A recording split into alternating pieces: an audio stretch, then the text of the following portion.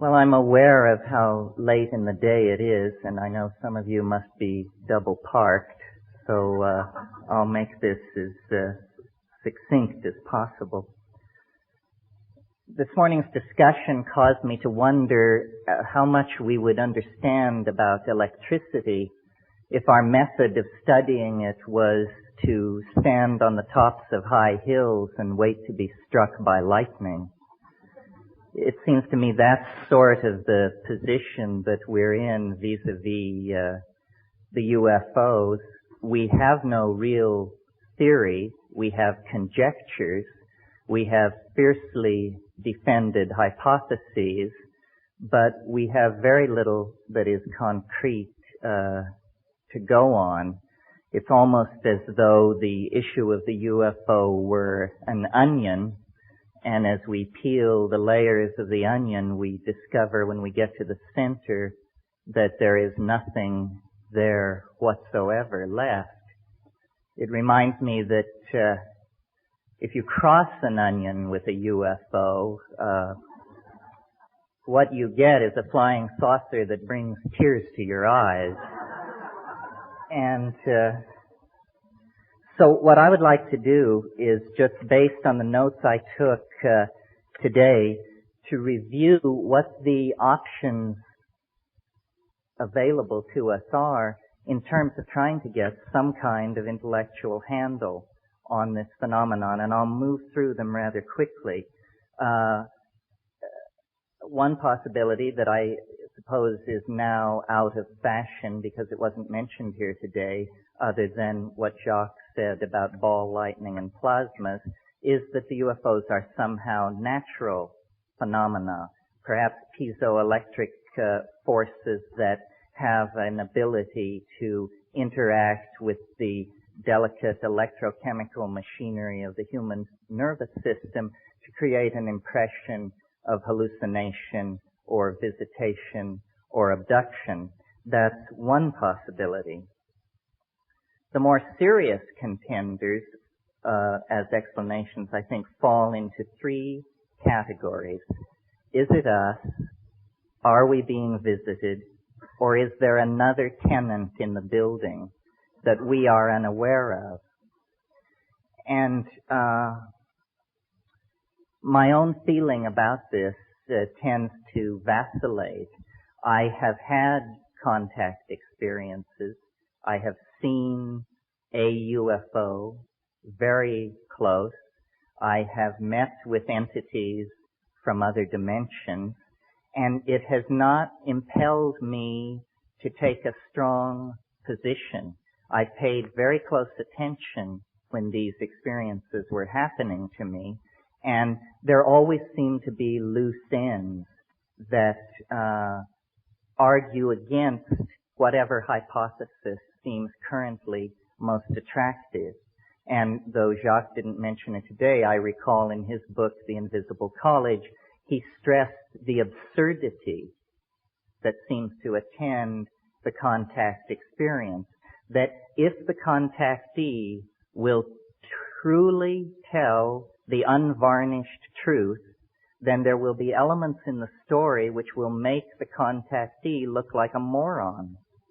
In other words, the invalidation of the experience is an inimical part of its structure, almost as though the entities were saying, well, you may tell this story if you wish, but if you tell it truthfully, you'll be taken for a fool.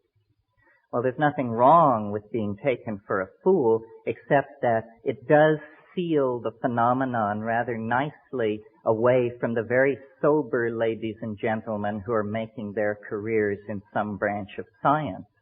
They are not interested in investigating the kinky, the anecdotal, the possibly pathological.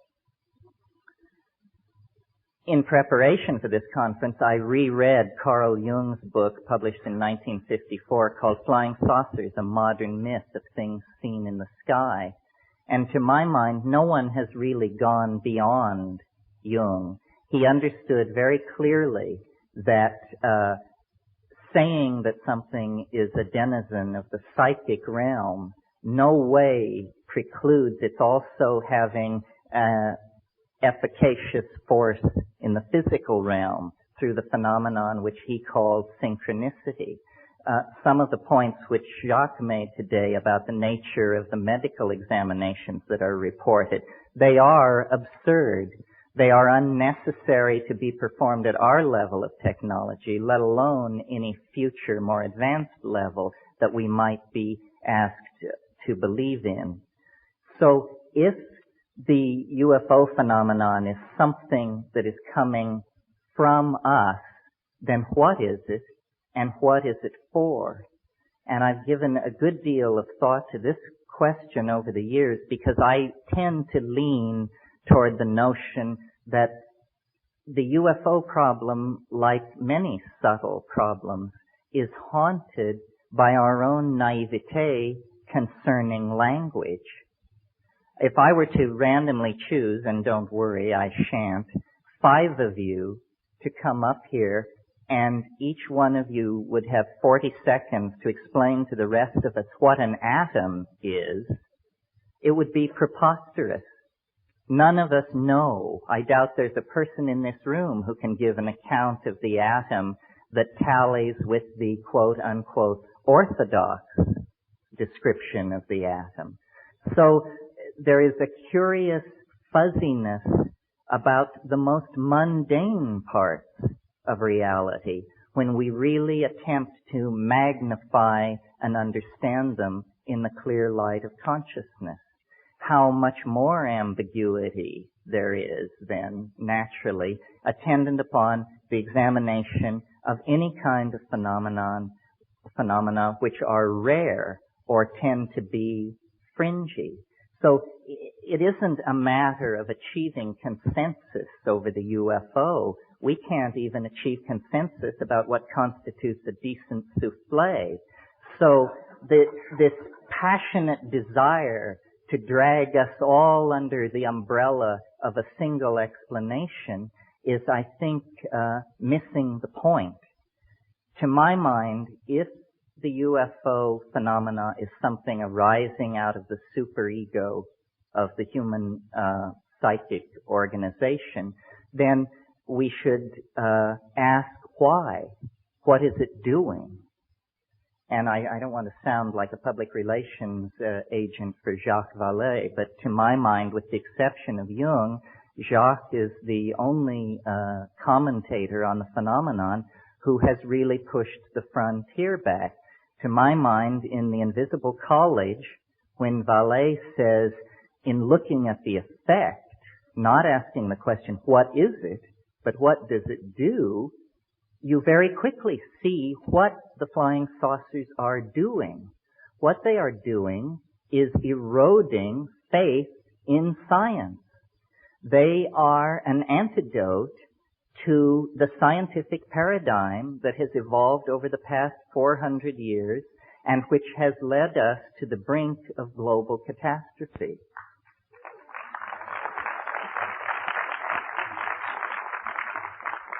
So the notion being developed here is that within the structure of the human psyche, there is something like a governor, something like a monitoring circuit, which when a society begins to evolve in a pathological or lethal direction, phenomena can be induced not by the egos of men and women, not by their institutions, but by the overmind, the collectivity of the human species.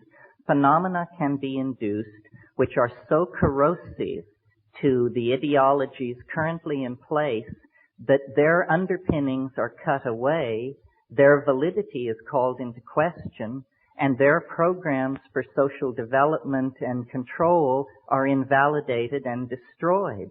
Now, a perfect example of this is the rise of infant Christianity. If you'll cast your mind back to the situation in the early years of the Christian era, and imagine the mentality of a Roman aristocrat, a person of power in Roman society. Their physics is drawn from democracy and atomism. In other words, they are thoroughgoing materialists. Their social theory is drawn from Epictetus and Plato. They are, in fact, extremely modern people by our own standards. However, among the gardeners and kitchen help and stable boys, there is news of a momentous event in the Middle East. A Jewish rabbi has triumphed over death and risen after 3 days in the tomb. Should the master of a Roman household have caught wind of this kind of superstitious talk among the help, he would have just dismissed it with a sneer. What a preposterous idea. And it is a preposterous idea. Nevertheless, the fact that an idea is preposterous has never held it back from making zealous converts. And within 120 years after the Annunciation of the birth of Christianity, its missionaries were beating on the gates of Rome, attempting to convert the emperor. Now I see a similar situation in the modern context, that rationalism, scientific technology, which began and came out of the scholasticism of the Middle Ages and the quite legitimate wish to glorify God through an appreciation of His natural world, turned into a kind of demonic pact, a kind of descent into the underworld, a nekeia, if you will, leading to the present cultural and political impasse that involves massive stockpiles of atomic weapons, huge propagandized populations cut off from any knowledge of their real histories, male-dominated organizations plying their message of lethal destruction and inevitable historical advance. And into this situation comes suddenly an anomaly, something which cannot be explained. I believe that that is the purpose of the UFO, to inject uncertainty into the male-dominated, paternalistic, rational, solar myth under which we are suffering.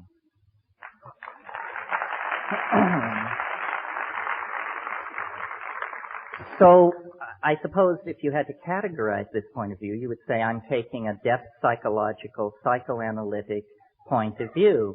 What I'm saying is that the UFO is nothing more than an assertion of herself by the goddess into history, saying to science and paternalistically governed and driven organizations, you have gone far enough.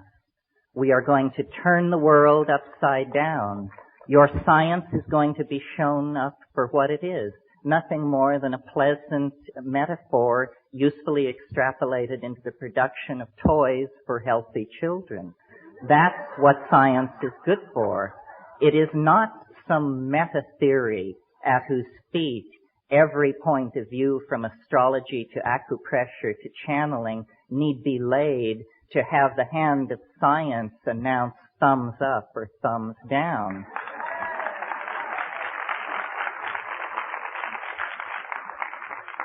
Now there is another possibility which can be dovetailed into the first.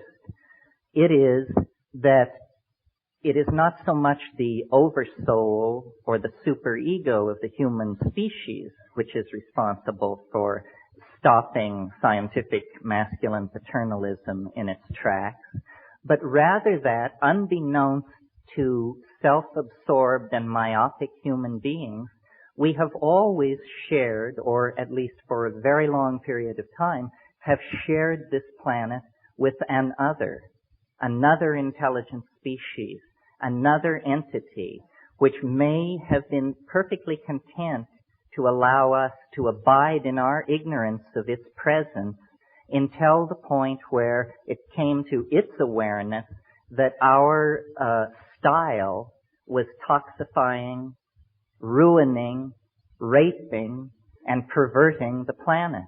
And at that point, this thing springs into action with similar end results as the previous scenario, the invocation of the superego. It's astonishing to me that in the 45 years that the UFO, are we being visited question has been kicked around, I have never seen in any UFO book or publication the suggestion made that if we believe we are being visited by organic, intelligent life forms from some other dimension or place in the galaxy, then we should very, very thoroughly examine the ecology of this planet for traces of its presence. What assurance do we have that the several million life forms that we know to exist on this planet all evolved here? Do we have any assurance? There are ways to gain that assurance by doing comparative DNA sequencing and this sort of thing. Some of you may know my own position, or one of my positions, which is that plants and fungi containing psychoactive compounds are extremely viable candidates for extraterrestrial intruders into the environment of this planet. And this is not to put down Whitley's story, which is a very interesting story, but had he prefaced his story with the comment that before it all happened he took 5 grams of mushrooms, I doubt he could have sold it to his mother. Because in the world where mushrooms and other psychedelic plants are imbibed, such stories are commonplace. It's no big deal. So I'm always amused by UFO investigators and compilers of data who will tell you, well, the first thing we did is we got rid of all the stories told by anybody who was intoxicated on anything. It seems to me that move has probably absolutely precluded any possibility of understanding what is going on. You see, culture is something that we wear like clothes. And we're very much at ease with culture. Our mind is very much at ease with culture. And we gather the language of a given culture around us. Culture is the mind unperturbed. When a shaman or an ecstatic visionary goes into the wilderness and through ordeal or yogic practice or breath control or the taking of a psychoactive substance perturbs the mind, then we see what the mind is out naked, undressed from the clothing of language and convention.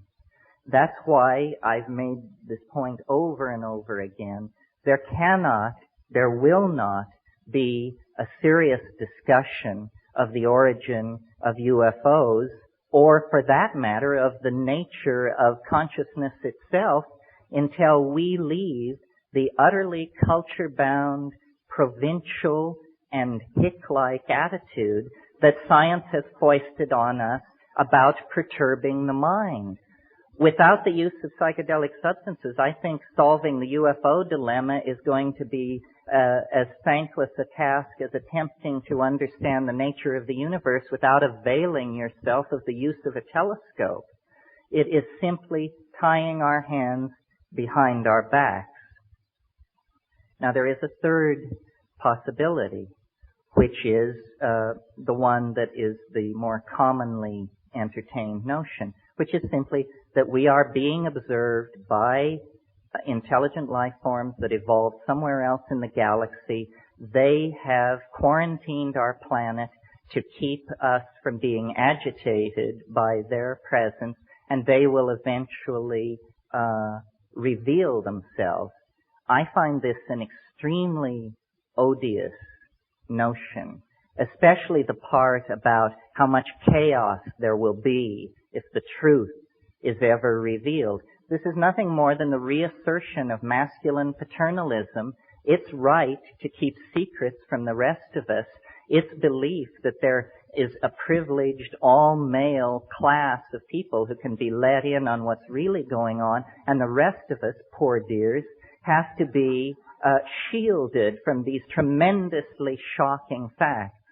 I discussed this once with an entity, and it said to me, well, You know, we've disguised ourselves as an extraterrestrial invasion so as to not alarm people with what's really going on. We're getting close to the end, folks. There is a fourth possibility, which I mention only in the interest of thoroughness, which is that these entities and their vehicles are not spacecraft at all, but are in some sense time craft, and that we may be the tremendous sense of empathy with these quite physically unusual beings may arise out of the fact that we're looking into the faces of our great-great-great-grandchildren, who may be emanating back through time, carrying the message, a message about some sort of future event or situation that lies many centuries downstream from us, but that is of such import that from that point, agents are moving backward and possibly forward through time, spreading the news of some kind of mode shift. This doesn't seem to me to be impossible. However, based on my own experience, which is what I think this thing really comes down to, because what we have in the UFO issue is an official position supported by scientists, whether they be Neanderthal right-wingers or doctrinaire Marxists or whatever, a conspiracy of consensus against the personal experiences of individual human beings who are told, well, what you're saying happened to you can't have happened. You are insane, you are mentally ill, you are mistaken. So what we really have here is a political issue. Which do you believe? Your perceptions, memories, and expectations aided by your intellect, or some kind of utterly abstract, official, doctrinaire, sexist philosophy laid on from above? So I think really what the saucers do, if you accept their presence, is they empower us. They empower us to see science for the shell game that it is, to see the past 400 years of Western culture for the pathetic narrowing of the spectrum of allowable phenomena that it is, to the point where people think that if you can't bang on something with a hammer, it isn't real, which to me is just wild talk. I can't even imagine where that this thing is coming from. So I think, and I'll just leave you with this final thought, that in lieu of the repression, and it is a repression throughout this century, of legitimately available ways of exploring the modalities of consciousness, and by that I mean psychoactive compounds, the repression of those compounds and their use by science has created a neurotic energy dynamic in the mass psyche. And the mass psyche has begun to hallucinate because the destiny of human beings is to live in the imagination in the hands of the goddess. And wherever that thrust is impeded, psychopathy will result. There will be neurosis. There will be psychic epidemic. There will be confusion. So I believe that until we form a resolution to conduct an unfettered and mature exploration of the human psychology using all the tools available to us, that the skies of Earth will continue to be haunted by flying saucers. They will continue to be haunted by flying saucers and their denizens because they are symbols of our infantilism, of our sense of loss, of our incompleteness. And we can heal that breach by simply recognizing that the true mystery lies within us. The true mystery is in the mind, and its historical promise is the transformation of our society through the abandonment of reason as it has been narrowly defined by this extremely solar, masculine, paternalistic, materialistic legacy that we are the victims of. Well, I could talk for a long time, but I think that's it in a nutshell. Thank you. Thank you.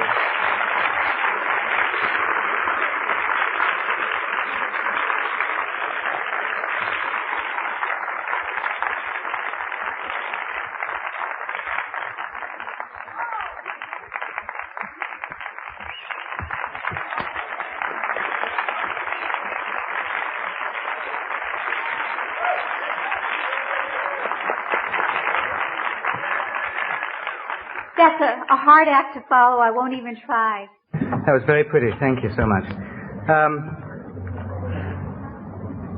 I asked a number of people how they would describe Terence. Do you have a sense of deja vu about this? And they said that he was an expert in Amazonian shamanism, expert in alternative states, and a philosopher. And you heard him this afternoon completely knocked the bejesus out of science.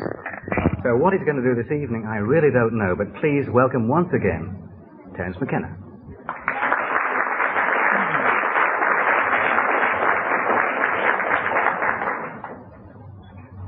Well, it is late, and my voice is fading, but my talk this afternoon was fairly brief, and there were a couple of points I didn't cover.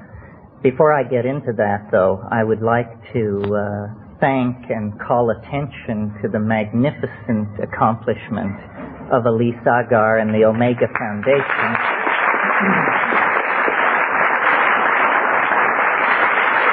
Stand up, Elise. I think Elise and her people have done a tremendous job, and this is definitely the most glittering New Age event that I have ever had the privilege of attending. I said to someone, does the fact that the backdrops are beginning to look like the Russian Revolution mean we're making progress? I don't know. Can you all hear me?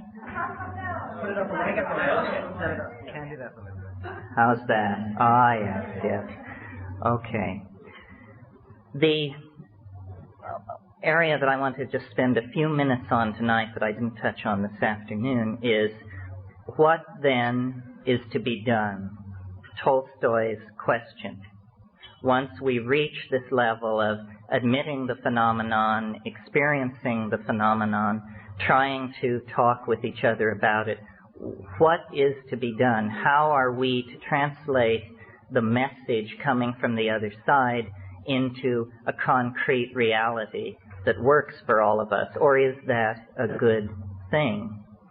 And my take on this, which is nothing more than my take on it, is that what we are involved in and with in the UFO phenomenon is an extremely poignant and intense effort to end our alienation from the unconscious, that we can no longer have the luxury of an unconscious portion of the human psyche, that is an artifact of the childhood of our species, and that in fact the ending of childhood, anticipated brilliantly in Arthur C. Clarke's novel Childhood's End, the ending of childhood is what we are experiencing in relationship to the alien archetype.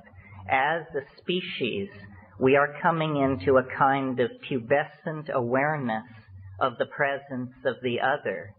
Our childish historical concerns that were self-directed and self-indulgent no longer satisfy, and a deep kind of yearning has come upon the species, a yearning for the confirmation of the presence of an other, in the same way that an adolescent child becomes aware of and develops an extremely intense, highly charged, and ambivalent attitude toward the opposite sex.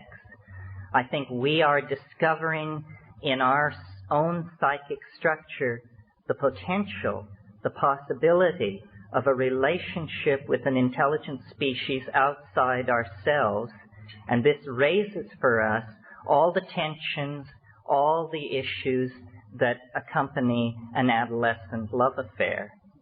How are we to eliminate the human unconscious and come into our birthright as fully conscious, enlightened beings? What is to be done? Again, my opinion is that what we need to do is to concentrate on the phenomenon of communication and the evolution of language. We have been far too naive about the role that language has played in the construction of reality at its center, let alone off on the fringes with the elves and the fairies and the UFOs. We need to test the envelope of language. We need to perfect the fine idea of being able to communicate with each other. At the moment, and I think we proved it at this conference, it's nothing more than a fine idea. I felt before I came to this meeting that we would all sit down in a room and make great progress in about an hour toward understanding the phenomenon. And then I discovered that we were all, including myself, heavily freighted with linguistic momentum, the power of our own metaphors to carry us past the opportunity to listen to what other people were saying. And so I think that what we are dreaming of is a common language. And what the saucers are attempting to teach is the modality of a linguistic transformation in the direction of a kind of communication that is not dependent on culturally sanctioned dictionaries, but that is in the bones, in the neurons, in the synapses, so that the ambiguity which attends all our discussions about reality will be purged from our worldview. This is the essence of falling in love. One definition of falling in love is nothing more than lifting the veils of misconception between two entities and still being able to go forward toward some kind of union.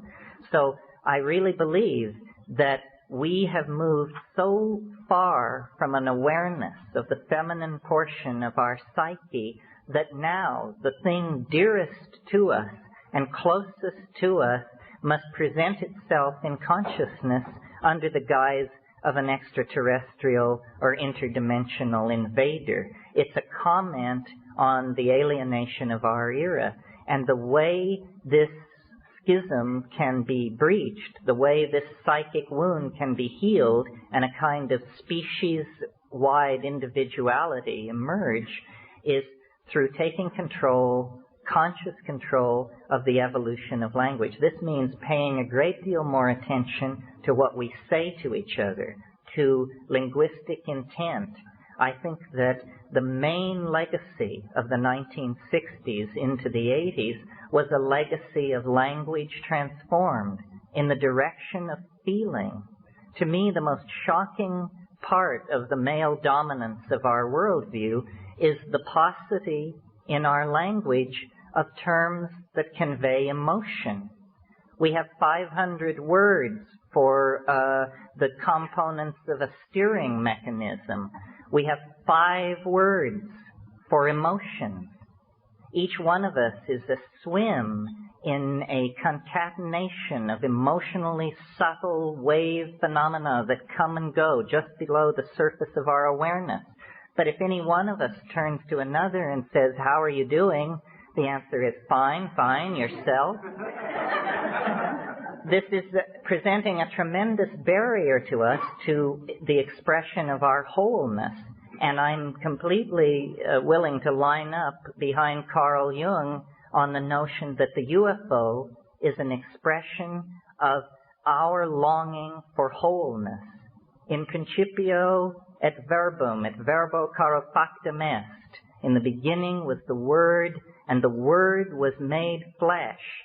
In other words, if you were an actual extraterrestrial standing off in a spaceship looking down on this planet, you would not see the strivings of individual species. You would not even see the great classes of organized organic life.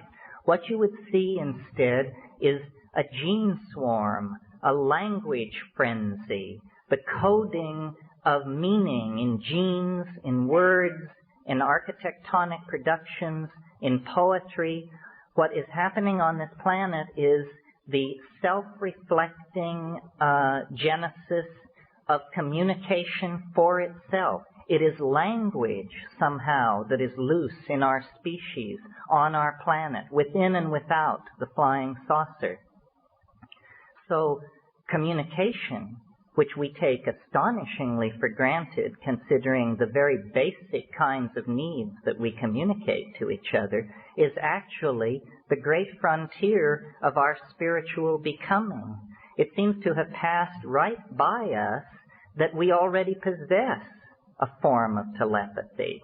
That the miracle of communication involves the fact that I make small mouth noises and you instantaneously consult the culturally sanctioned dictionary, and out of your dictionary you construct a map of my linguistic intent, and then through a series of grunts and nods we assure each other that we know what we mean.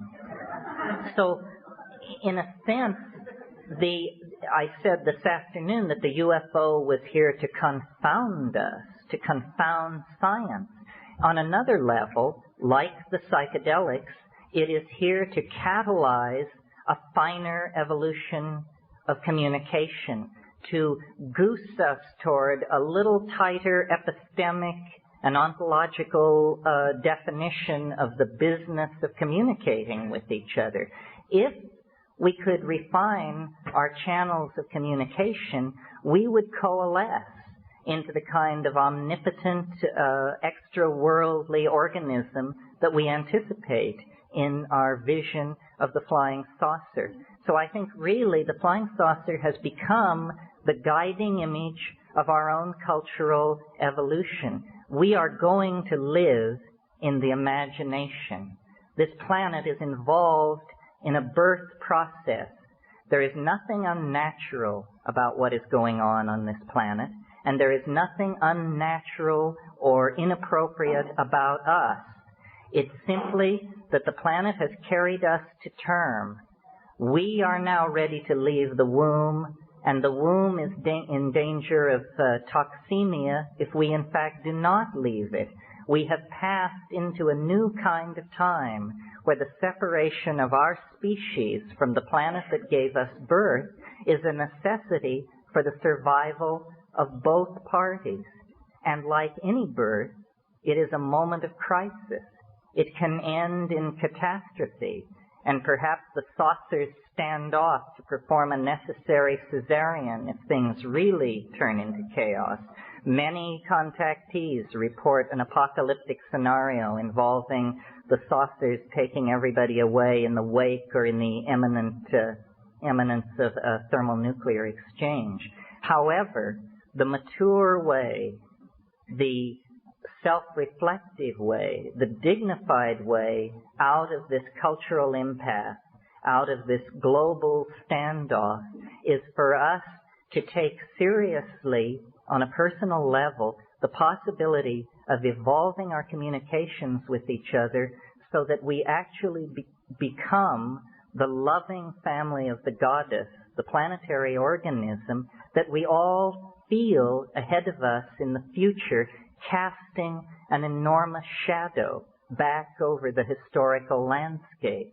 Eventually, and when is up to us, it will no longer be a higher dimensional object throwing a shadow into the flat dimensions of history. It will be instead a transcendental object made manifest. We are, in fact, on the brink of great changes. Yes, the UFO phenomenon has been around for hundreds of thousands of years, possibly, but nevertheless, it is somehow spun into the fate of our species. and the overwhelming image of self-transcendent flight, of return to a mandalic unity that transcends space and time, is the guiding archetype of our peregrination through history. So I believe that the UFO waits at the end of time in the same way that the individuated personality waits at the end of the ontological development of the individual. And if we act in good conscience and with great faith in each other, we can in fact realize the hope of the Irish prayer which says, "May you be alive at the end of the world." Thank you.